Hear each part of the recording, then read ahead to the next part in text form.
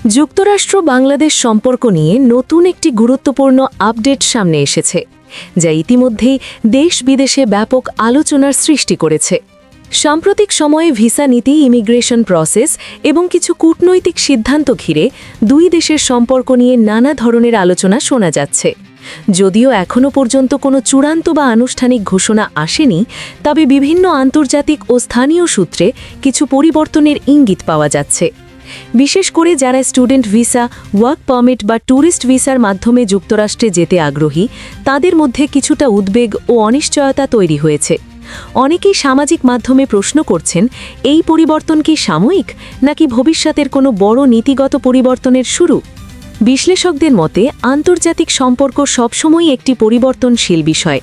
সময়ে, রাজনৈতিক পরিস্থিতি এবং দুই দেশের স্বার্থের উপর ভিত্তি করে কূটনৈতিক সিদ্ধান্তে পরিবর্তন আসা খুবই স্বাভাবিক। তাই বর্তমান পরিস্থিতিকে এখনই কোনো বড় সংকট হিসেবে ব্যাখ্যা করা ঠিক হবে না। তবে এটাও সত্য যে ভিসা ও ইমিগ্রেশন সংক্রান্ত বিষয়গুলো সাধারণ মানুষের জীবনের সঙ্গে সরাসরি জড়িত।